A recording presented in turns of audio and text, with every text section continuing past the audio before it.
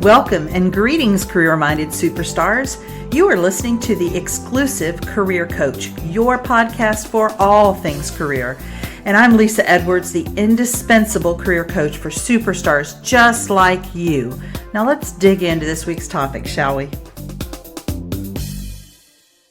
Go from dragging yourself to work each day to finding a job you love. The Career Spring program is for high-achieving and ambitious mid-level professionals like you who are looking for a job that uses your zone of genius, recognizes your value, and pays you what you're worth. If you're ready to learn more, schedule a complimentary consult using the link to my calendar in the show notes. Be sure to follow me on Exclusive Career Coaching on Facebook, Lisa Edwards on LinkedIn, and Lisa.Edwards on Instagram. Greetings. How you doing today? How's it going? Hey, I wanted to let you know that I will be starting another 4-week Land Your Dream Job Accelerator in January. If you want to know more, you can email me, Lisa, L-E-S-A, at exclusivecareercoaching.com, and I can answer your questions. But again, that's a 4-week accelerator to get you going on your job search, and January is the perfect time to do that. As I have said on this podcast before, mid-January through March is the peak hiring period of the year in most professions, most industries. So it's a really good time to get the ball going. All right, having said that, we're going to talk today about introversion and networking. I am a master practitioner of the Myers-Briggs Type Indicator, the MBTI. And one of the things I know about the difference between introverts and extroverts is that it has to do with where you get your energy. So there's a lot of misconceptions about introversion and extroversion. It's not an ability to navigate social situations. It doesn't speak to ability. The Myers-Briggs doesn't speak to any abilities. It speaks to preferences. It doesn't have to do with whether you're friendly or not, whether you like people or not. What it has to do with is where you get your energy. And the analogy that I love to use is actually a cartoon in one of the Myers-Briggs books that I have, a training manual. And it shows an extroverted car and an introverted car. And think of it as their batteries have been drained and how do they get their batteries recharged? So the extroverted car is in a mall parking lot in the middle of the day, lots of cars around it, and it's getting its battery filled up. The introverted car is in a grocery store parking lot at night after it's closed. There's nobody around it. And that's how it's getting its battery charged. And I think that's a really good way of looking at this. And I wanted to frame that to make sure there was no misunderstanding about what I'm talking about. When it comes to networking, it's not about introverts being socially awkward. It's about the fact that it drains their energy. It's not about having to talk. It's about having to initiate conversation. Introverts generally would much prefer to be spoken to rather than having to initiate the conversation. And it's about small talk as well, which sometimes networking can seem like it's all a bunch of chit chat. And that doesn't seem like it has a point to introverts. They would much rather have a deep conversation with one or two people. Chit chat, small talk just really doesn't appeal to them. It doesn't make any sense to them. It doesn't have a point. I'd like to offer the flip side of networking for introverts. So the reasons why introverts can actually be good at networking. Number one, you tend to be much better listeners than extroverts like to talk. Introverts like to listen. So if you can find yourself with introverts at a networking event, you won't have to do much talking. You get to listen, and that plays to your strengths. Another thing is that you, again, prefer those meaningful conversations with one or two people. So your preference for that then allows you to go deep with these people. And it's not about quantity, right? So extroverts, you tend to think of volume. Like, I want to talk to as many people as I can at this event. Introverts, we're going to talk about how to approach networking in a minute for you. But the thing I want to say now is you're not going to be going to a networking event and saying, I want to talk to everybody I can. That would freak you out and you wouldn't even go. We're going to set some very manageable goals as introverts, and we're going to allow ourselves to leave after we've met that goal. And you also, finally, you tend to be very thoughtful before you speak, and that can serve you well at a networking event, right? So you can give considered a response to what someone has said. You will have listened to them, so you will have heard them, and you can hopefully be able to help them in some way. So those are all strengths that you're going to bring to the table. With all of that in mind, I have 13 tips for you introverts to, if not love networking, that may be a bridge too far, but at least not hate it so much. Maybe even enjoy it a little bit, or make it go from, this horrible thing that I know I'm supposed to do, but I refuse to do it because it seems so scary and hard, to I can do hard things. I can do this and I can make this happen. So number one, first and foremost, we have to work on your mindset, not only before you get started with networking, but also throughout the process. You want to start, my recommendation is to start by filling up a sheet of paper with all your thoughts about networking. And chances are when you look at that list after you've made it, it's going to be mostly negative. You're going to be thinking things like, I hate network. I can't network. I don't know what to say. People don't want to talk to me. People will be mean to me. Like whatever it is, it's all going to be negative. The next thing I want you to do then is identify one of those thoughts that seems to be taking up the most real estate in your brain. So you think it the most often, or it seems the most kind of prominent for some reason. That's the one you're going to work on. And then I want you to find a better feeling thought, a thought that doesn't make you feel as bad about networking and turn you off on networking as much as I hate networking. And then you begin practicing that. So an example is if your thought has been, I hate networking, maybe you start practicing, networking is hard for me and I can do hard things. I will tell you, and I'm not an introvert, I am an extrovert. But that phraseology has been very helpful to me in a number of things, especially around the things that don't play to my strengths in my business, like dealing with finance and, taxes and all those things. I'll start, if I know I have a time set aside to work on, say, my taxes, I'll be, this is going to be hard for me and I can do hard things. And I might even pull some of those hard things. Well, I have a master's degree. I'm one of fewer than 25 master resume writers in the world. I've done hard things, right? And so I pull from that. It's called efficacy, self-efficacy. I can look to a time when I was doing a hard thing, and it will help to convince my brain that I can do this hard thing. So what has happened from a science perspective is you have created a neural pathway in your brain around I hate networking. It's now playing in your subconscious on repeat, and you don't even know what's going on. We're going to create a new neural pathway. It's not going to make the old one go away, but it's going to take more prominence in your brain as you practice it. So maybe after you start practicing networking is hard for me and I can do hard things, maybe your next thought becomes, networking used to be hard for me, but now it isn't. Now, we haven't said it's easy. We haven't gone that far. You always have to be thinking a thought that you can believe. So if the thought that you try on feels like impossible, unrealistic, you're not going to believe it. You have to find a thought that is better than I hate networking and that you can believe. So that's number one.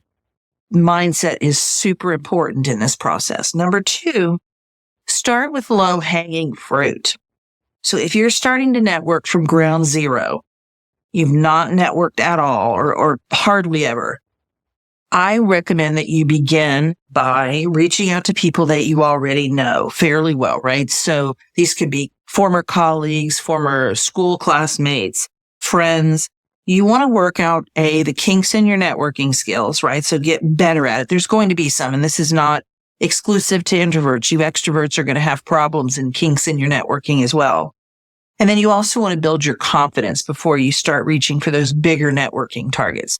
So get those kinks out, build your confidence up with low-hanging fruit. Number three, set realistic networking goals. So I alluded to this at the outset. It can be very helpful. In fact, I'm working with a client right now who's an introvert, and she is really doing the networking thing. I'm so proud of her. And she took my advice, and she's like, I need to meet one person, and that's all. And she has the option, and in fact, in some cases has stayed past that one person because she realized No one was going to bite her. She was maybe having a little bit of fun, maybe, and she was willing to keep it. But the deal that she set with herself was, I can leave after I make one meaningful contact at this event. If you've been networking a little bit, maybe you say, okay, I'm going to meet 3 people at this event. Or if it's one-on-one networking, because I want to kind of toggle back and forth between networking events and networking one-on-one. So if you're just starting, who's one low-hanging fruit? That's all that's my goal for this month. Maybe that's all you can handle. If you've been networking a little bit and feel a little bit more comfortable, maybe you say, I'm going to have 2 or 3 networking events this month, or networking people that I'm going to network with. You can also set a goal at a networking event for a certain type of person. So I want to meet a representative of a certain company, or I want to meet at least one person who is in an HR role or a recruiter role. I want to meet someone who does the kind of work that I want to do, so that maybe it's more of an informational interview that I want to set. So number 3, set realistic networking goals. Don't try to compare your goals to an extrovert who, could leave after meeting 13 people. But as I talk about in this next one, number 4, focus on quality over quantity. The thing about the extroverts who met the 13 people is they may not be able to tell you one personal or, kind of significant thing about any of those people. It was all very surface level. You as an introvert have the ability, the natural inclination to focus on quality over quantity. So for your goal then is going to be forming a deep connection. Now that doesn't mean it's going to happen after, a 10-minute networking conversation. So be realistic there as well. But you want to find someone that you feel has potential to become a deep, meaningful connection for you. So that's number 4, focus on quality over quantity. Number 5, join groups of shared interest. And this is something that I talk about with my clients a lot. I find that people in general tend to define networking very narrowly. They think of it in terms of the word networking has to be in the event. I have to be in some kind of a business suit. There has to be, finger foods involved, those kind of things. And my rule of thumb about networking is you can network anywhere where the music isn't too loud and the people aren't too drunk. So I want you to think, when I talk about the join shared interest groups, what is it that you love to do? Are you a foodie? Do you love silent movies? Are you into running or biking or hiking or, geocaching? Do people still do that? When you can find those groups of people, here's the thing that happens. First of all, if you like that thing, whatever it is, and presumably the people in the group like it as well, you are around like-minded people. So you are much more likely to enjoy yourself and fit in and feel comfortable talking to those people because you have that shared common interest as a starting point, right? You're not just in a room with a bunch of strangers that you don't know who they are and what they like. You know something about, or you're pretty sure you know something about them to begin with. Secondly, we tend to forget that person. So let's say we're in a biking group because we love to bike. That person has a job. That person's significant other has a job. That person has friends and family and former colleagues and neighbors who have jobs, right? So we tend to think, if they're not in my industry, what's the point of networking with them? Well, that would hold true if they didn't know anybody and they had no contacts in the world, but they do. And that's a great way to expand the sort of Venn diagram that is your network, is by meeting people who have something in common with you. There's a little bit of overlap, but there's a whole lot of room for new contacts to be made. So that's number 5, join groups of shared interests. Number 6, prepare in advance. You want to plan your talking points. And this is particularly important in those one-on-one conversations. Plan your talking points. Do your homework on that person via LinkedIn ahead of time. Know what you want to ask them. Know why you want to meet with them. In a networking meeting, of course, you're not going to know exactly who you're going to run into ahead of time. But what you can practice is your elevator pitch. How am I going to introduce myself? What are some nifty questions? In fact, those of you that are on my mailing list, I did an email newsletter last Wednesday, I think it was, about questions, ways to get the conversation started in a networking meeting that are authentic to you and that maybe they won't see coming, they won't be expecting. And so it sort of jolts them into actually being present with you because they can't just give you a canned response to something. So plan your talking points and questions ahead of time. Number 7, leverage online networking. So one way, introverts, for you to feel more comfortable when you do meet someone in person is to begin the conversation online, primarily via LinkedIn, but it could also be any other forum where this is happening, right? So for example, I belong to a women's group and I get corresponded with regularly from people I've never met via their, whatever it is, portal, I guess you'd call it, where we can communicate with one another. So that can be a really nice way to kind of establish a connection and start a relationship before you ask or they ask you to meet in person. Number 8, attend small events. So if the idea of going to the Chamber of Commerce's annual function with, 500 people in the room sounds horrible to you, do your homework around smaller networking groups. You want to find out how many people will be expected. What can they tell you about the people that will be there? What's the venue like and how does that feel, etc. The other benefit of a smaller group, besides being less intimidating to you, is it's going to allow you to have those more meaningful conversations because it's not so noisy. It's not so overwhelming. So number 8, attend small events. Start small. Number 9, arrive early. For a lot of introverts, walking into a crowded room where everybody's already in conversation is overwhelming. And frankly, I know plenty of extroverts who feel the same way. So when you can arrive early, you can start up a conversation. So as the room fills up, you're in conversation, you're already connected to somebody and you're not overwhelmed as the room, you're not as even aware of the room getting filled up as you would be certainly if you walked in when it was already filled. So arrive early. Number 10, active listening. And this is something that many introverts are naturally inclined to, right? So actually listening, repeating back what they're saying, asking for clarification, making sure that you understand what they're saying to you. You're good at that. So be sure and do that. It also, you're going to be good at listening more than you talk. You'd prefer to listen. So this allows you to do that. And it takes the pressure off of you thinking, what am I going to say next? What do I say? Number 11, ask open-ended questions. So as you're questioning your networking contact, you want to ask questions that cannot be answered by a yes or a no, but rather really gets them talking and keeps the conversation flowing. And at the same time, you're getting valuable information about this person as to whether or not they have the potential to help you in whatever it is you're networking for, whether it's looking for a new job, getting business, trying to get into a new industry, whatever it may be. Number 12, take breaks.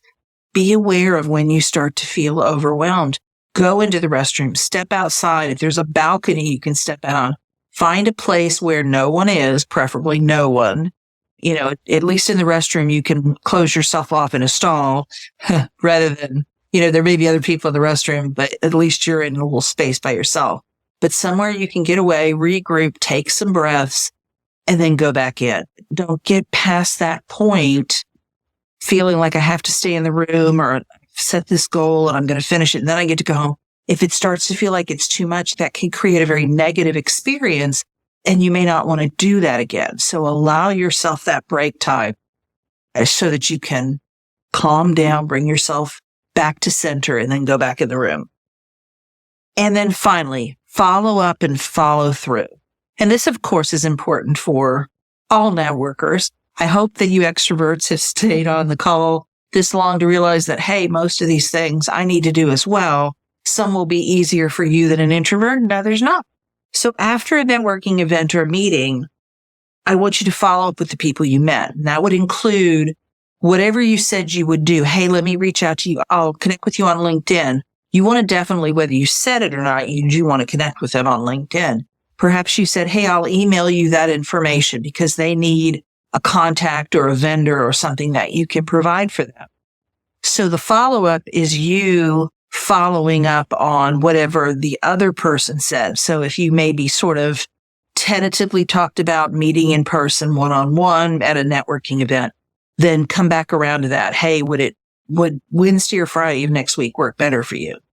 It could be following up like, Sue, it was great meeting you, and I'm really looking forward to that introduction to John Smith that you offered. So what you're doing there is you're reminding her of what she said she would do for you without sounding like you're reminding her. You're just thanking her for what she said she would do, which will remind her.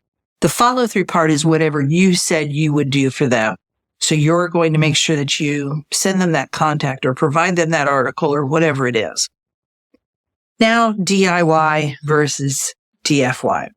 So the do-it-yourself recommendation that I have for you today is to get an accountability partner for your networking. I recommend someone who is good at networking. So maybe an extrovert, not necessarily, but someone who's pretty good at it, does it regularly, which is how you get good at it, by the way, and actually enjoys it. So what this accountability partner is going to do for you is help you set realistic networking goals and then hold you to those goals. The accountability partner writes, here's what I said I was going to do the last time we met. Here's what I accomplished. They can also help you with your thoughts about networking. Like, what are you thinking about going to this event? Okay. How does that feel? Is there a better thought you could maybe practice before you go in? You know, what are some options, some ways to get yourself psyched up to go into this event? And then they're also going to be mentoring you as you are stepping outside of your comfort zone, because for sure, this is going to be stepping outside of your comfort zone. So choose carefully, but accountability partner would be fantastic here. My DFY recommendation should be fairly obvious, is a coach can help you with your networking skills. So I wanted to kind of talk about what specifically you could expect to get from a coach.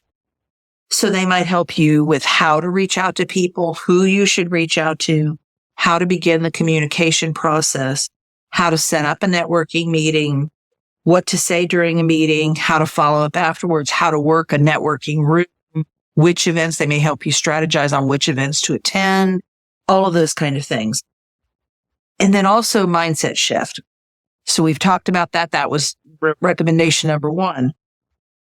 So a coach can help you with thinking the right thoughts to serve you as you move forward in your networking efforts. And then they're also going to provide you with practice and feedback. So a coach would give you the opportunity to try your elevator pitch on. I did that with a client recently. We spent an entire hour working on her networking pitch and refining it till it got to a point where she felt really good about how she was introducing herself. So if you are interested in getting coaching with me about networking, you can schedule a complimentary consult about my networking coaching. I'll be glad to share that information with you and what that would look like and see if we're a good fit. And I've put my link for my calendar in the show notes if you want to do that. So I hope this has given you introverts courage, some information, some maybe a bit of a mindset shift to get out there and network and find. The final thing that I want to say is that increasingly, especially right now, so as this comes out on January 1st of 2023, we're in a very strange time in terms of the job market. There's a lot of uncertainty in it. And I've heard from basically every client who's job searching right now that the activity that they're getting, in other words, recruiters reaching out to them, has really decreased. And it makes sense, right? It's the beginning of November. We're closing down kind of shop for the end of the year. You've got companies whose fiscal year is about to end, and they, don't want to take on any new employees until after the first of the year. And I think also, why would a company want to hire somebody if they didn't have to at the end of the year when they're immediately going to be giving them a bunch of days off for holiday, right?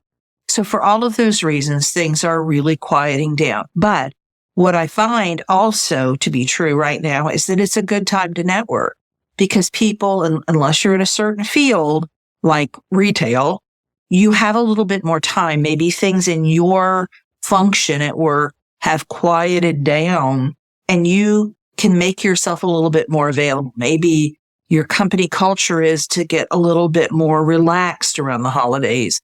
And, coming and going is a little bit less, of a big deal. Or maybe you're working from home and you can get away because you just don't have as much to do.